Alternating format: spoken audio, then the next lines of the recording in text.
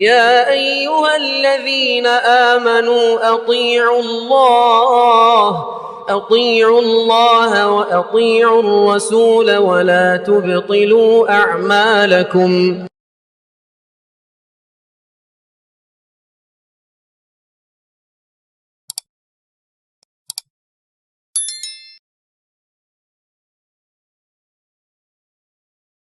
ورحمة الله وبركاته. الحمد لله رب العالمين والعاقبة للمتقين والصلاة والسلام على نبينا محمد وعلى آله وصحبه أجمعين. أما بعد فأعوذ بالله السميع العليم من الشيطان الرجيم من همزه ونفخه ونفثه. يا أيها الذين آمنوا قوا أنفسكم وأهليكم نارا وقودها الناس والحجارة عليها ملائكة غلاظ شداد لا يعصون الله ما أمرهم ويفعلون ما يؤمرون. قابل احترام صدر صاحب، علماء اکرام، معزز اسلامی بھائیوں، نوجوانان اسلام اور پردہ نشین خواتین اسلام،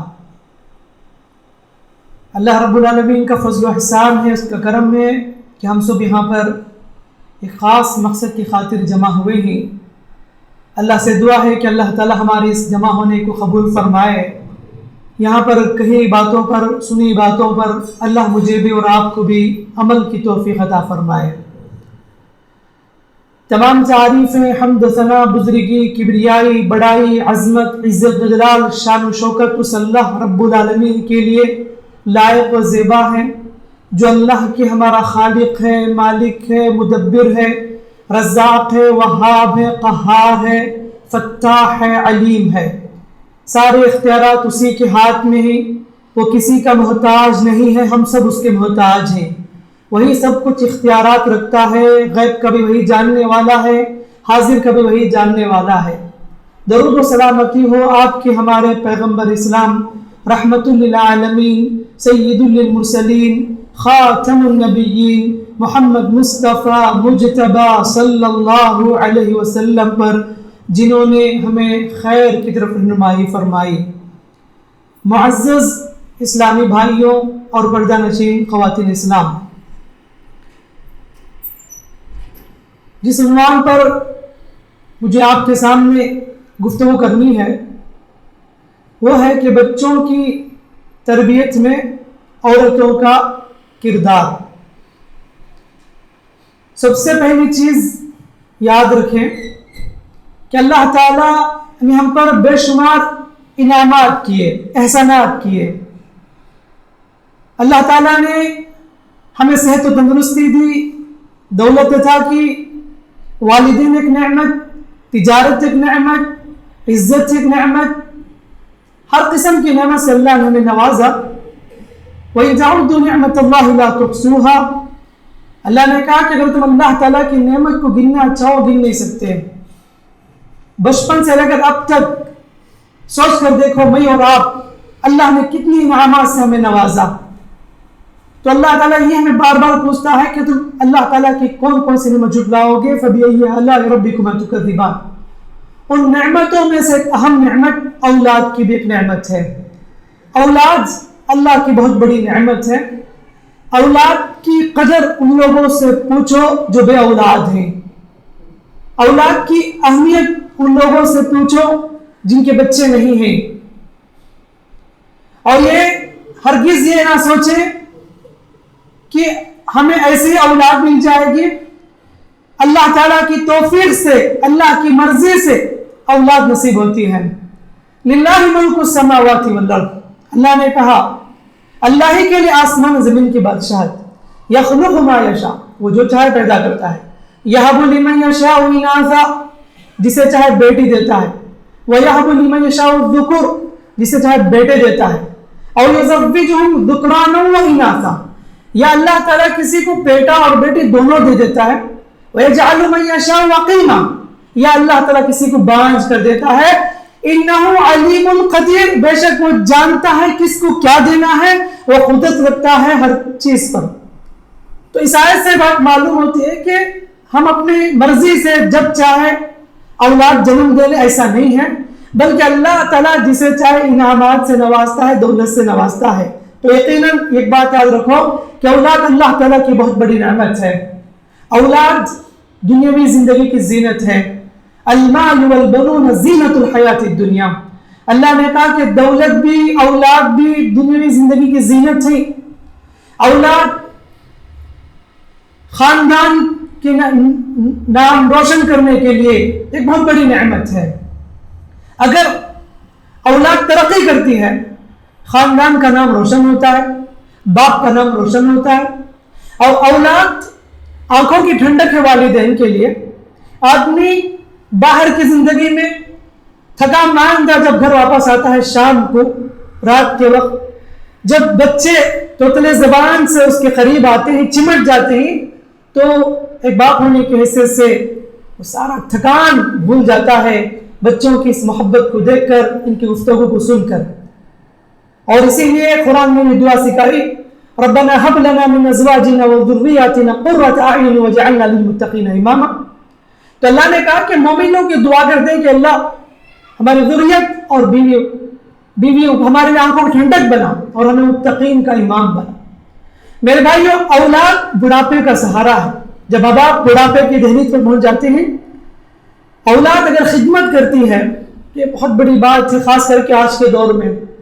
और इसीलिए अल्लाह के नबी सल्लल्लाहु अलैहि वसल्लम ने वालिदैन के मकाम और मर्तबे को वाज़ेह किया, ताकि इस बुढ़ापे में औलाद माँ बाप का सहारा बने।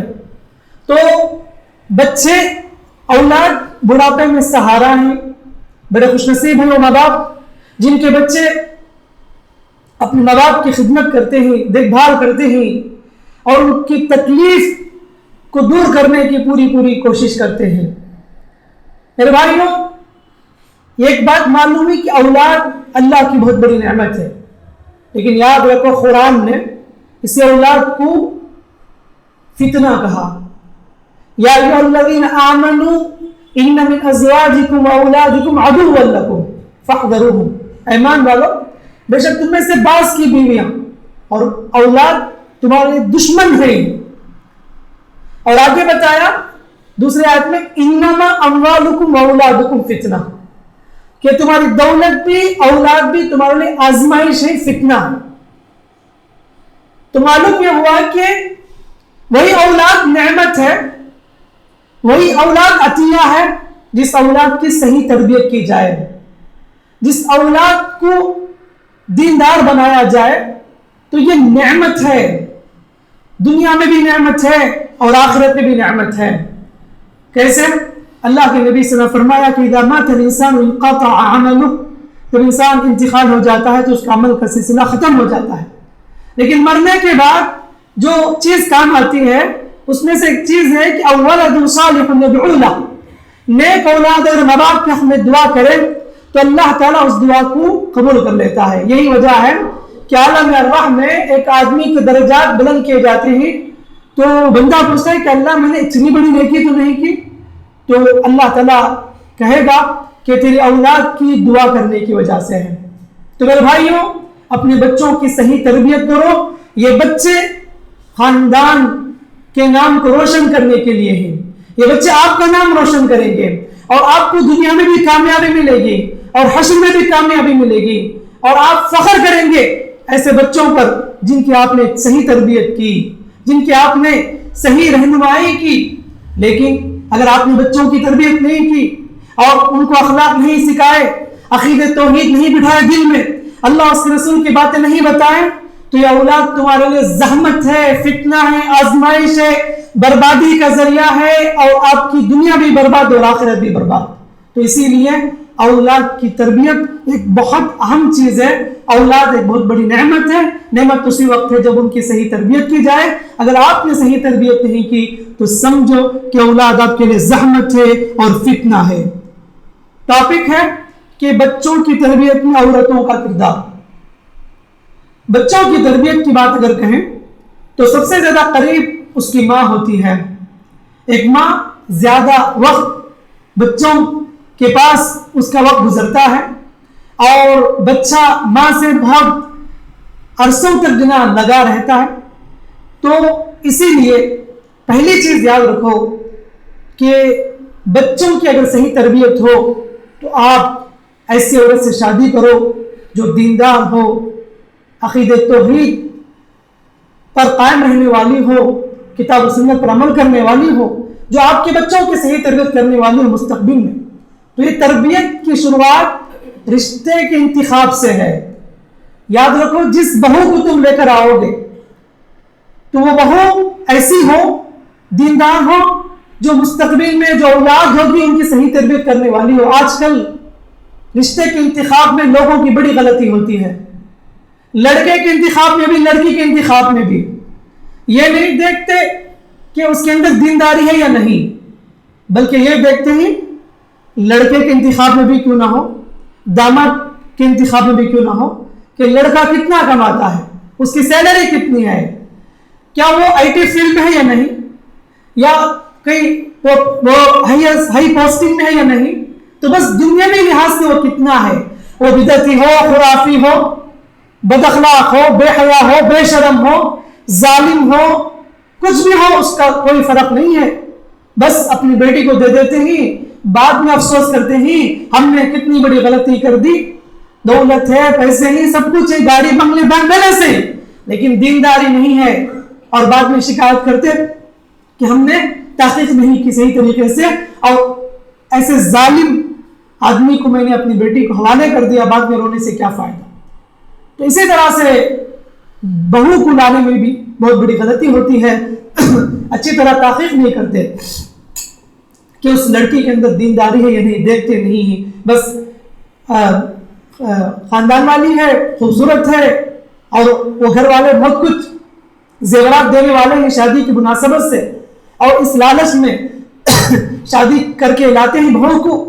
بعد میں عورت بد چلن ہوتی ہے, بد اخلاق نظر آتی ہے, تو بعد میں افسوس کرتے ہیں. تو ضروری ہے میرے بھائیوں کہ آپ کے اولاد کی اگر صحیح تربیت ہو تو ضروری ہے کہ رشتے کے انتخاب آپ صحیح طریقے سے کریں, دیندار بہو کو گھر لائیں, دیندار عورت سے آپ نکاح کریں, تبھی چل کر یہ عورت اپنی دینداری اپنے بچوں میں منتقل کرے گی, وہ اپنے بچوں کی صحیح تربیت دے گی. آپ کی صرف بیوی نہیں ہو بلکہ آپ کے بچوں کی صحیح تربیت کرنے والی ایک ماں کی حیثیت ہوگی. اسی لیے اس معاملے میں اچھی طرح تحقیق کرنا, استخارہ کرنا, مشورہ کرنا, پھر لائف میں ڈیسیشن لینا, تاکہ آنے والی نسل صحیح تربیت پائے. اس کا خاص لحاظ رکھنے کی بالکل ضرورت ہے. میرے بھائیوں اور پردہ نشین خواتین اسلام, میں نے کہا کہ بچے کے زیادہ قریب اس کی ماں ہوتی ہے, اور ماں کا گود بچے کے لیے پہلا مدرسہ ہے. اور ہم اگر واقعات دیکھتے ہیں انبیاء علیہ السلام کے اور ان کی تربیت میں, سبحان اللہ, ماؤں کا بہت اہم کردار ہے. اسی گود سے عیسیٰ علیہ السلام فارغ ہوئے, اسی مدرسے سے موسیٰ علیہ السلام فارغ ہوئے, اسی ماں کے گود سے, اسی مدرسے سے اسماعیل علیہ السلام فارغ ہوئے.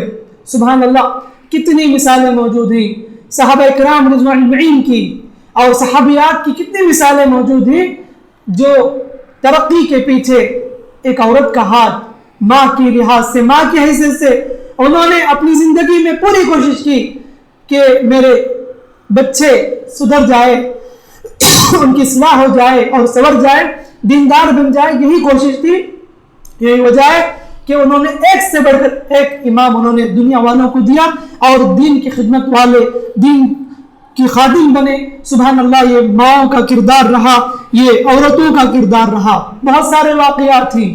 حضرت اسماعیل علیہ السلام کو کامل کس نے بنایا؟ ان کی ماں ہاجر نے بنایا تھا. اور آپ کو معلوم ہے کہ ابراہیم علیہ السلام اپنی بیوی ہاجرہ علیہ السلام کو اور اپنے چھوٹے سے بچے اسماعیل کو مکے کی زمین میں چھوڑ کر چلے گئے تھے, لیکن اس وقت حضرت علیہ السلام صبر سے کام لیتے ہوئے وہیں پر ٹھہری رہی اور اپنے بچے کی صحیح تربیت کی. اور آپ کو یہ بار بار واقعہ یاد ہے کہ جب ابراہیم علیہ السلام نے خواب دیکھا بیٹے کو ذبح کرتے ہوئے، اور ابراہیم علیہ السلام جب کئی عرصوں کے بعد آئے تھے، انہوں نے کہا کہ یا بنیا، میرے پیارے بیٹے، انی ارا فی المنام، میں خواب میں دیکھتا ہوں کہ تو ذبح کر رہا ہوں، فانظر ماذا ترى، بتا تیری کیا رائے ہے۔ تو سبحان اللہ، ماں کی تربیت اتنی بہترین تھی، بچہ اتنا اطاعت گزار تھا، فرمانبردار تھا، فوراً کہنے لگا یا ابت افعل ما تؤمر، ابا جان اللہ جو تمہیں حکم دیتا ہے، جس کا تمہیں حکم دیا جا رہا ہے اسے فوراً کر گزریے، ستجدنی انشاءاللہ من الصابرین، اور انشاءاللہ بہت جلد تم مجھے صبر کرنے والوں میں سے پائیں گے۔ سبحان اللہ۔ اور اس کے بعد کا واقعہ تو آپ کو معلوم ہے کہ تیار ہو گئے ذبح کرنے کے لیے، فلما اسلم وتلہ للجبین ونادینہ یا ابراہیم قد صدقت الرؤیا، اللہ نے اعلان کر دیا اے ابراہیم تم نے اپنے خواب کو سچ کر کے دکھایا، سلام علی ابراہیم، اے ابراہیم تم پر سلامتی ہو۔ بتانا یہ میرے بھائیوں، حضرت اسماعیل علیہ السلام کو مطیع فرمانبردار کس نے بنایا؟ اللہ کے فضل و کرم کے بعد حضرت حاجر علیہ السلام کی محنت تھی کہ شوہر کی غیر موجودگی میں انہوں نے بچے کی صحیح تربیت کی اور بیٹا فرمانبردار بنا۔ سبحان اللہ، یہی مثال رہی، اور ہم ہر سال انہی کی یاد میں ان کے واقعات کو تازہ کرتے ہوئے قربانی جیسی عظیم عبادت کو انجام دیتے ہیں۔ اسی طرح چلیے ہم آگے بڑھتے ہیں واقعہ کی طرف۔ نبی کریم صلی اللہ علیہ وسلم کی جتنی بیٹیاں تھیں ان کی تربیت کس نے کی؟ حضرت خدیجہ رضی اللہ عنہا، ایک طرف نبی کریم صلی اللہ علیہ وسلم کا ساتھ دینے والی، شروع دور میں جب اللہ کے نبی صلی اللہ علیہ وسلم مکی زندگی میں تھے تو حضرت خدیجہ رضی اللہ عنہا ساتھ دینے والی خاتون تھی، ایک طرف شوہر کے کام میں ہاتھ بٹانا، اور دوسری طرف چاروں بیٹیوں کی تربیت۔ سبحان اللہ، زینب، رقیہ، ام کلثوم، فاطمہ رضی اللہ عنہن اجمعین، ایسی تربیت کی سبحان اللہ۔ انہوں نے کبھی اس میں غفلت نہیں کی، کبھی اس میں کوتاہی نہیں کی، کبھی اس میں فرق آنے نہیں دیا، تو نبی کا ساتھ دینے والی بھی تھی اور صحیح طریقے سے تربیت کرنے والی تھی۔ یہی وجہ ہے کہ یہ تربیت ماشاءاللہ ان کی جو بیٹی میں تھی انہوں نے اپنے بچوں منتقل کیا۔ حضرت فاطمہ رضی نے اپنے بیٹے حسن حسین دونوں میں بھی یہ تربیت کے اثرات انہوں نے منتقل کر دیے، تو یہ ماں کی تربیت رہی، ان لوگوں کو اعلیٰ مقام پر پہنچائی تھی۔ اسی طریقے سے اسماء بنت ابی بکر رضی اللہ عنہ، اسماء رضی اللہ عنہا جن کے فرزند عبداللہ بن زبیر، حضرت ابو بکر صدیق کی بیٹی اسماء رضی اللہ عنہا جو حضرت عائشہ کی بہن تھی، سبحان اللہ، حق گو ان کے اندر تھی، بڑی دلیر خاتون تھی، حق بولنے والی تھی، کسی کے سامنے ڈرتی نہیں تھی۔ یہی دلیری ہمت انہوں نے اپنے بیٹے میں منتقل کیا۔ حجاج بن یوسف کے ساتھ جب جنگ ہوئی عبداللہ بن زبیر رضی اللہ عنہ کی تو انہوں نے حوصلہ دلایا ماں ہونے کی حیثیت سے، کہا کہ بیٹے تم لڑتے رہو اور شہید ہو جاؤ تبھی میں کامیاب ہوں گی۔ یہ انہوں نے انہیں ہمت دلایا، سبحان اللہ۔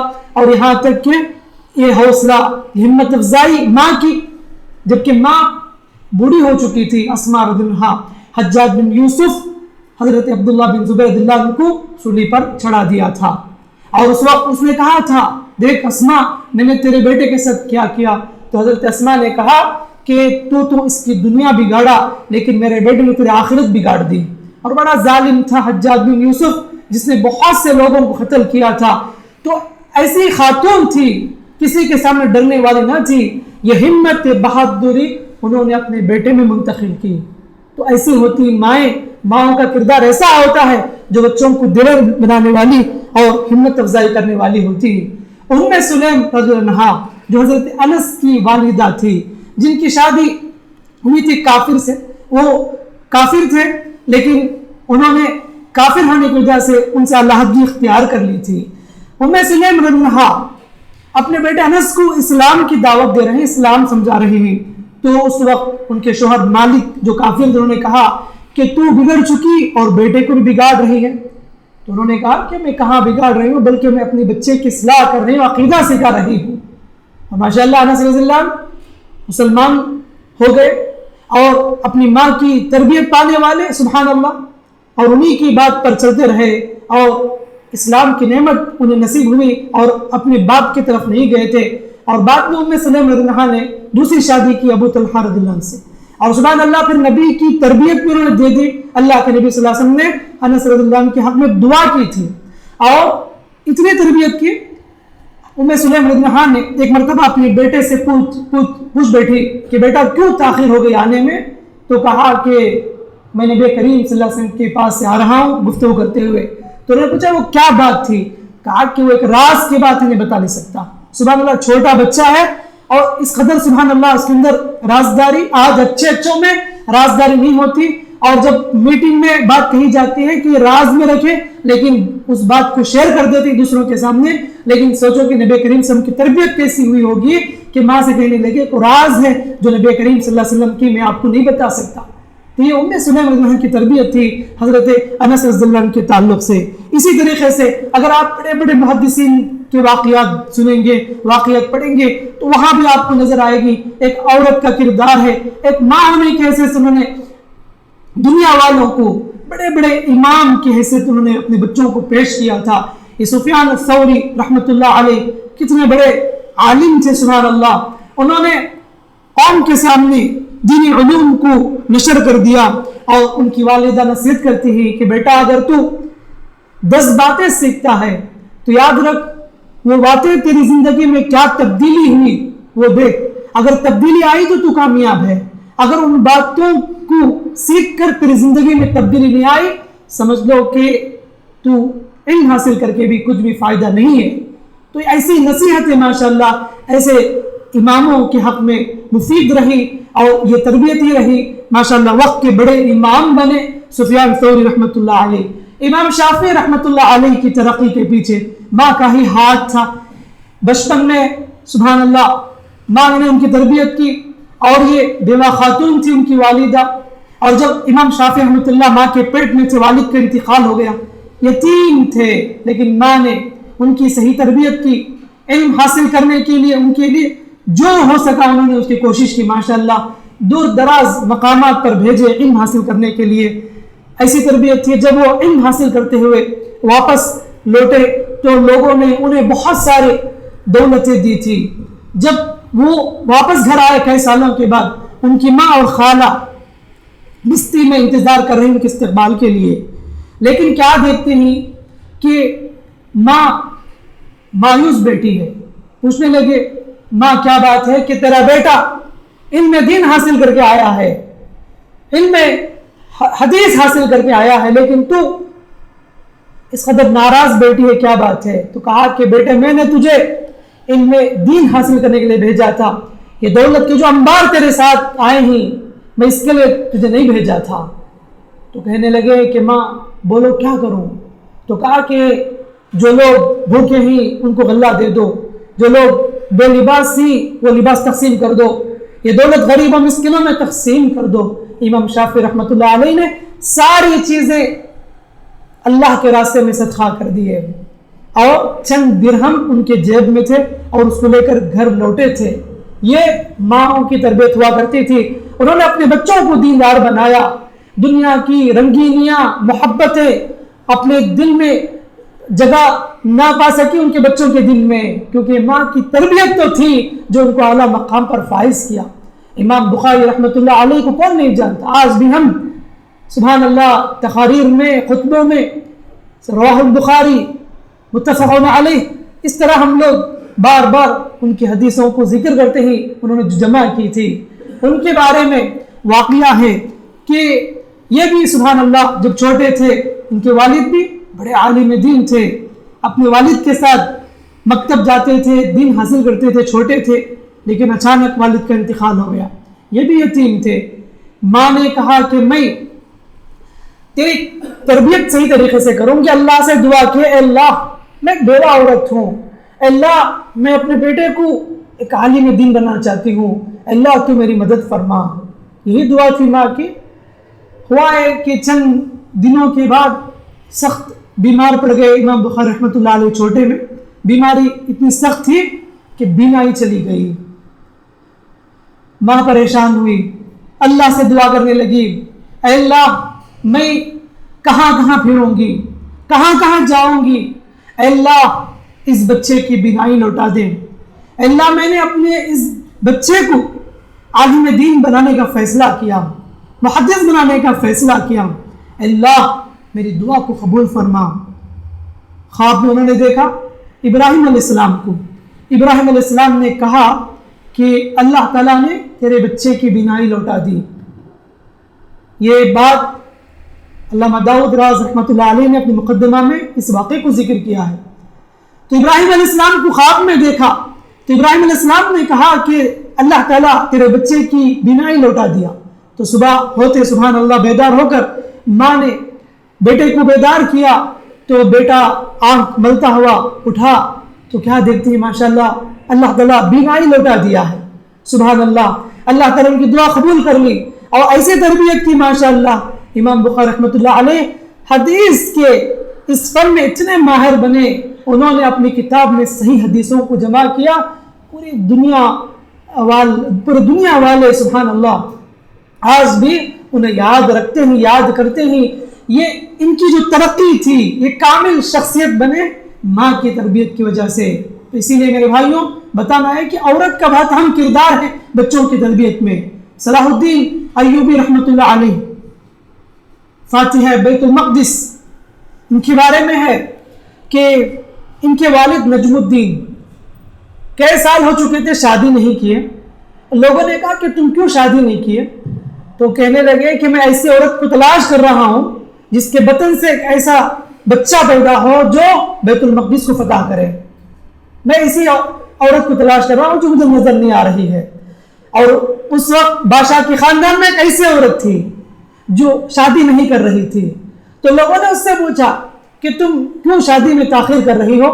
تو انہوں نے کہا کہ میں ایسا رشتہ تلاش کر رہی ہوں جس کے تربیت سے ایک ایسا بچہ مجھے نصیب ہو, اللہ مجھے ایسے اولاد دے جس کے ذریعے سے بیت المقدس فتح ہو جائے.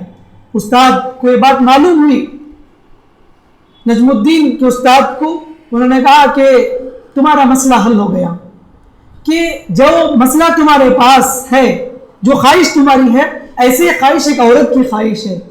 تو سبحان اللہ رشتہ طے کیا گیا اور شادی ہو گئی. ماشاءاللہ اللہ تعالیٰ نے اپنے فضل سے صلاح الدین ایوبی جیسا بچہ عطا کیا. سبحان اللہ. اور آپ کو معلوم ہے کہ یہ بیت المقدس فلسطین یہودیوں کے قبضے میں, عیسائیوں کے قبضے میں تھا, اور اس وقت لوگ بہت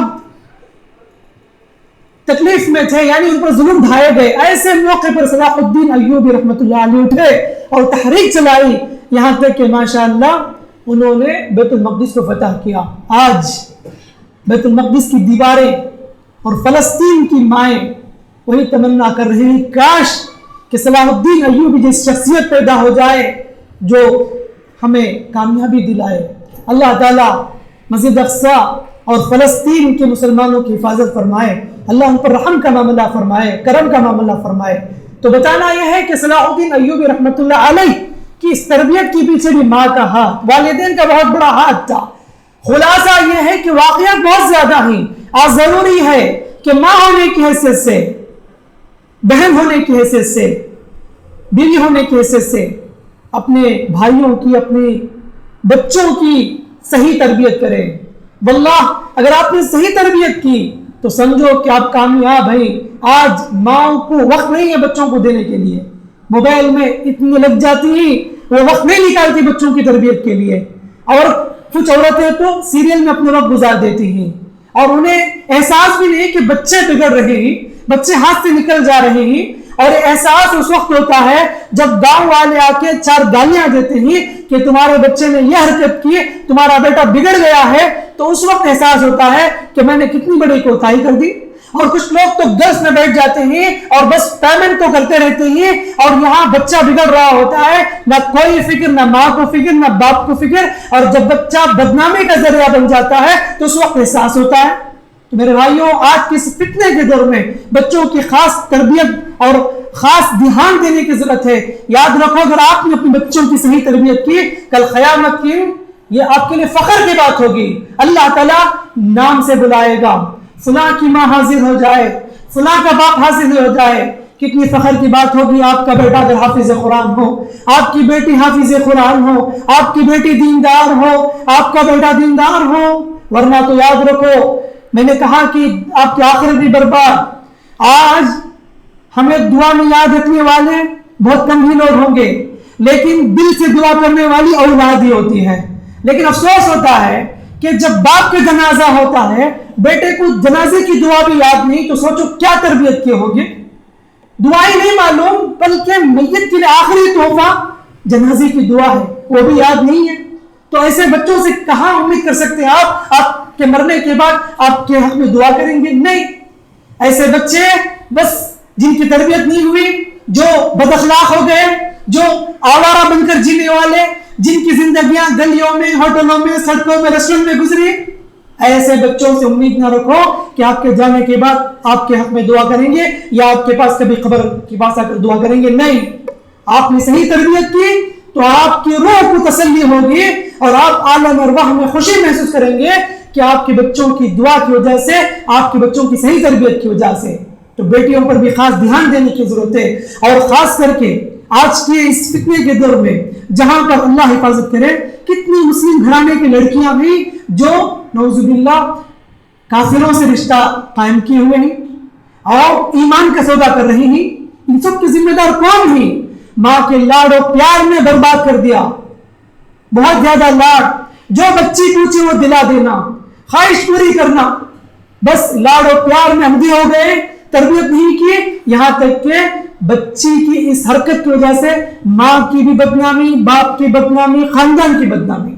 کتنی مثالیں ہیں ہر دن واٹس ایپ کے ذریعے, فیس بک کے ذریعے, انسٹاگرام کے ذریعے کتنے واقعات دیکھتے ہیں. اور یہ جو سوشل میڈیا کا استعمال بھی اللہ حفاظت کرے, کتنے نوجوان لڑکے لڑکیاں کیوں خاص دھیان نہیں دیتے, کیوں خاص تربیت نہیں کرتے. انسٹاگرام میں کتنے اجنبی لڑکیوں سے دوستی رکھے ہوئے ہیں ہمارے مسلم نوجوان لڑکے, اور لڑکیاں بھی کتنے لڑکوں سے دوستی رچا کر ہیں.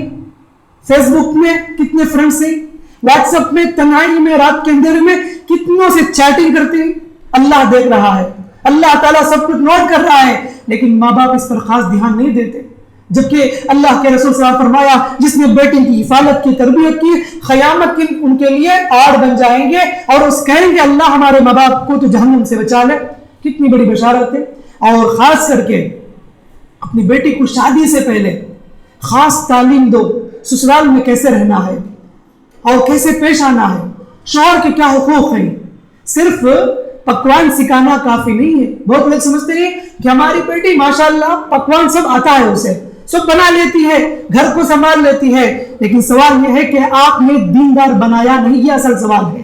اگر آپ نے اپنی بیٹی کو دیندار بنایا, صحیح تربیت کی, بات کرنے کا طریقہ سلیقہ سکھایا, تو سسرال میں جا کر وہ آپ کا نام روشن کرے گی.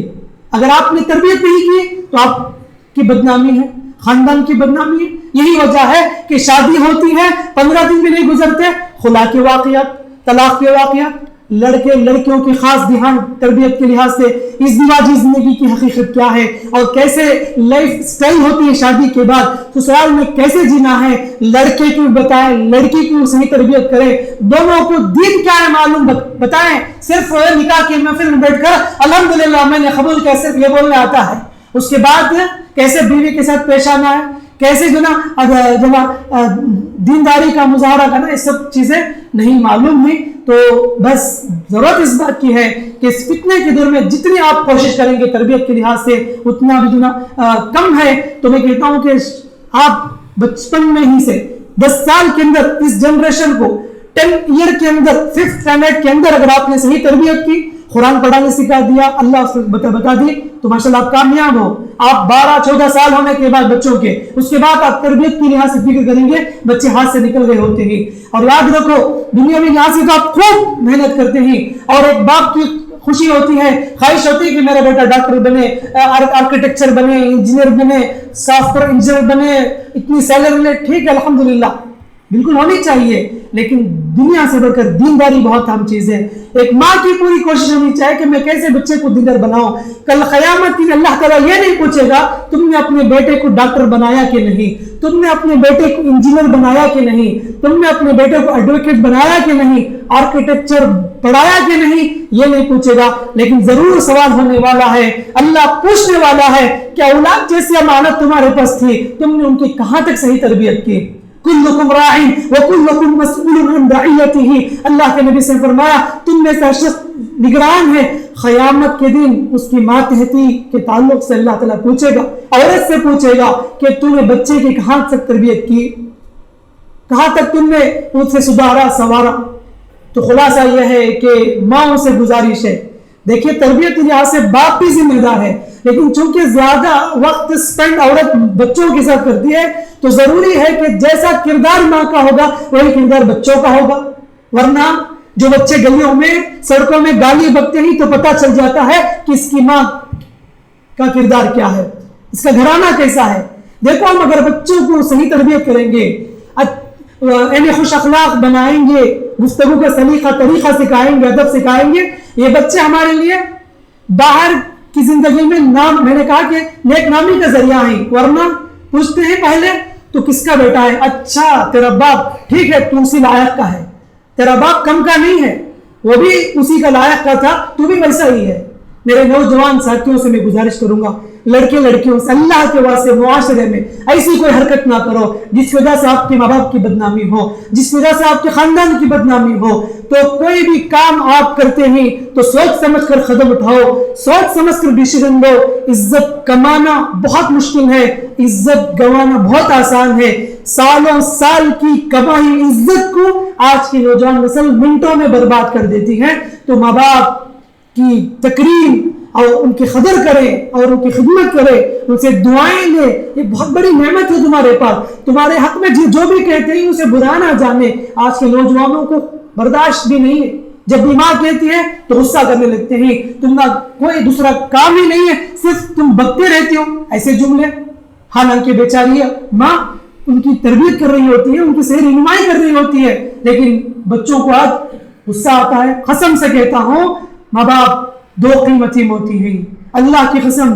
جب تک ہماری زندگی میں ہی تو یاد رکھو کہ آپ کے لیے سکون کا ذریعہ ہے، بھلے سے وہ چارپائی میں لیٹی ہوئی کیوں نہ ہو. ماں تو آپ کے لیے بہت بڑی نعمت ہے. ماں کی قدر ان لوگوں سے پوچھو جن کے گھر میں ماں نہیں ہے، باپ کی قدر ان لوگوں سے پوچھو جن کے گھر میں باپ نہیں ہے. عید کی مناسبت ہو، شادی کا موقع ہو، فنکشن ہو، گھر میں سارے لوگ جمع ہو لیکن گھر کا ذمہ دار نہ ہو، ماں موجود نہ ہو تو سکون ہی ختم.